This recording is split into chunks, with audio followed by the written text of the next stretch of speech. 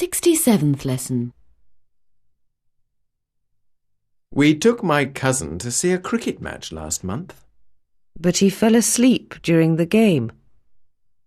He slept peacefully for 2 hours until a ball hit him on the head and woke him up. Hello, it's nice to see you again. How are you? Very well. I'm going to stay with you for a few days. Ah, well, I'm leaving tomorrow and my wife left 2 hours ago. Oh well. Goodbye. Mrs. Higgins put "Rest in peace" on the tombstone of her husband's grave. Then the solicitor told her that there was nothing for her in her husband's will. So she told the mason to add the words, "Until I come." During the week, try to read this book for at least half an hour every day, and for a little longer at the weekend. This everyday contact will make you feel at home with English and help you to build a wide vocabulary. But remember, read some English every day. 68th lesson. Sport. English people are very fond of sport. they play it and they watch it. They talk about it and think about it. The most typically English game is cricket, which is played during the summer months. But the most popular game is football, which is played during the rest of the year, for 8 months. Professional football is very exciting to watch, and the players earn large sums of money. Another ball game, less popular than football, is rugby. Called rugby football, it was invented at Rugby School in about 1820. A boy called Ellis was so bored with playing with his feet that he took the ball in his hands and a new game was born. Another popular sport is horse racing, which is forbidden in England on Sundays. There is no state lottery in England, but a game called bingo is very successful. Many cinemas are closing and being converted into bingo halls. It is estimated that about 6 million people, mainly women, play bingo regularly.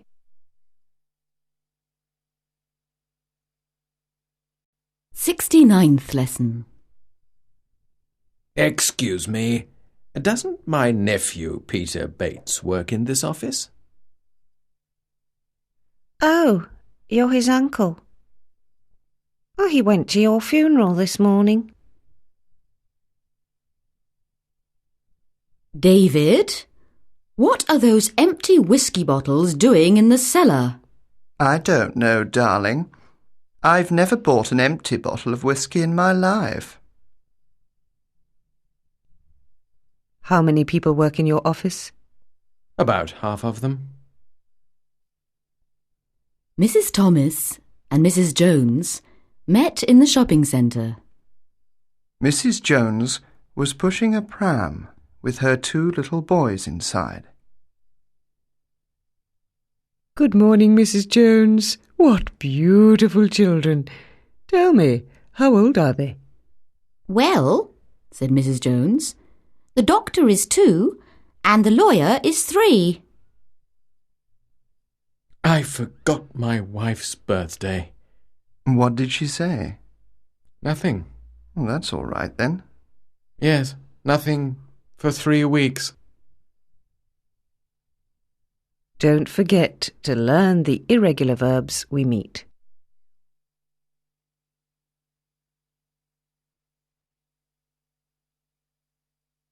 Seventieth lesson. Revision and notes. No recording for this lesson.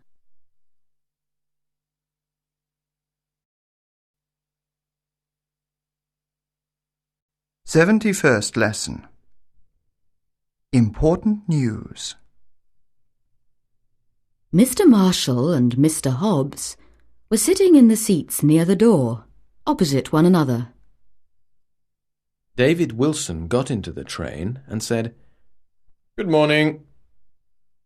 The two men replied, "Morning," and continued reading their papers. David put his briefcase on the rack over his head and sat down. He lit a cigarette, threw the match on the floor, and opened his paper. The three men read in silence for a while. The window was half open, and there was a strong draught. "I see the Chinese Prime Minister is dead," said Marshall. No one said a word. After a few minutes, Hobbs said, "Oh dear, another terrible plane crash." The other two showed no interest. Then David shouted, "Oh no!" The others looked at him. "Styles, the Chelsea centre-forward, is ill and won't be able to play against Spurs." The three men began to discuss the terrible, tragic news.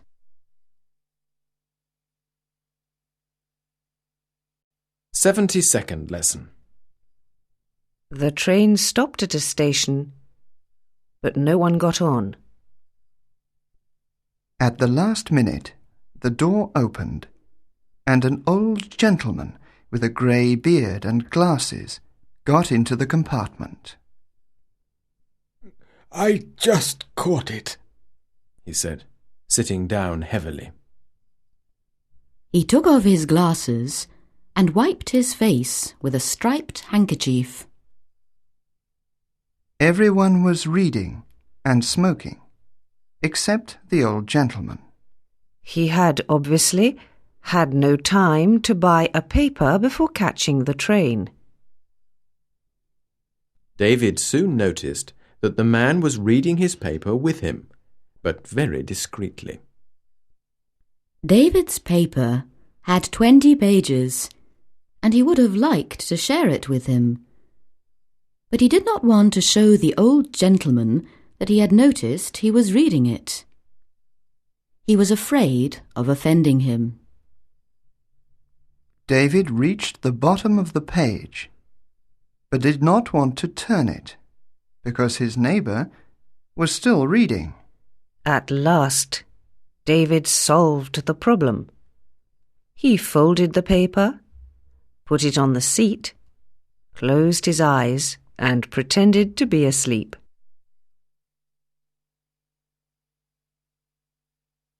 "73rd lesson." A little mystery. The police were interviewing a soldier suspected of robbery.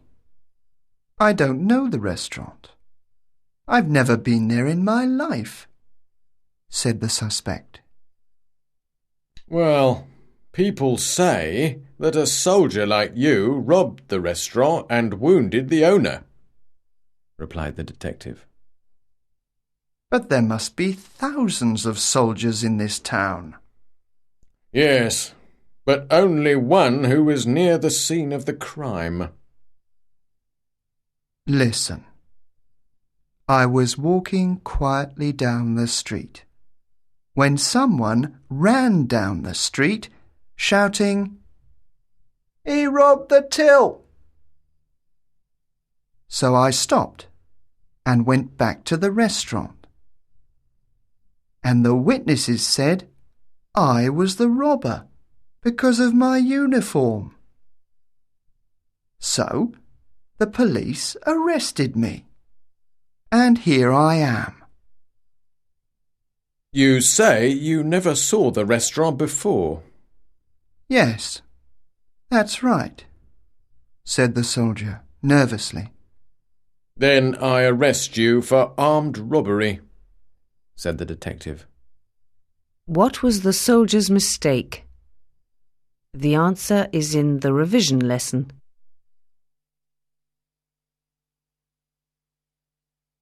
74th lesson. Let's learn some useful expressions. When English people meet for the first time, they say, "How do you do?" The answer is, how do you do? After this first meeting, you may say, "How are you?" Or simply, "Hello." Younger people find these formulas too formal and try to avoid them. People rarely shake hands in England. Here is a typical, polite conversation. "Hello, David. How are you?" Fine, thank you. And you? "I'm very well. Let me introduce Andrew Williams." How do you do? "Pleased to meet you." Terrible weather, isn't it? "Yes, but it's getting warmer now." I hope we will have some sun soon. "Well, I must be off or I'll be late. Give my regards to your wife. Goodbye." I will. Take care of yourself. Goodbye.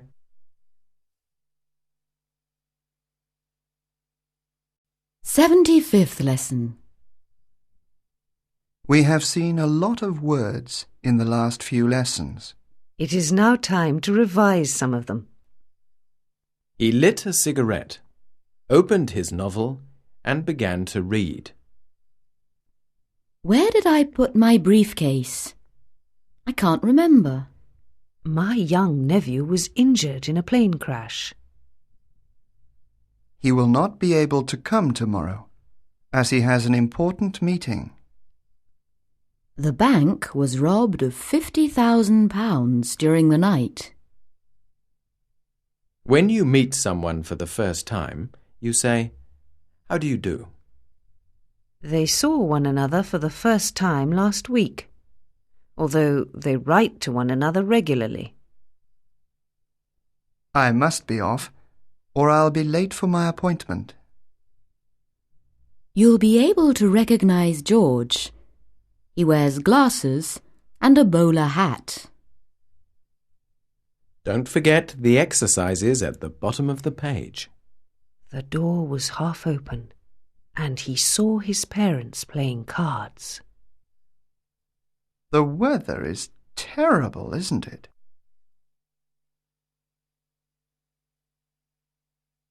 '76th lesson. Conditionals. What can I do for you, sir? I'd like to speak to Mr. Davies. I'm sorry, he isn't in. Would you like to see somebody else? No, but would you take a message for me, please? I'd be delighted. Would is the conditional in English and is placed in front of the infinitive. The contraction is easy. Would becomes d. For instance, I'd like a cup of tea. He'd help you. We'd prefer beer, if you have any. Questions are easy too. Would you like a cup of tea? Would you help me, please? Here are some more sentences. He would understand if you spoke more slowly. He wouldn't ask for help if he didn't want it. He wouldn't need a teacher if he spoke fluently. A famous lawyer had lost a case and was very angry. "If this is the law," he shouted, "I'll burn my books." The judge replied, "It would be better if you read them."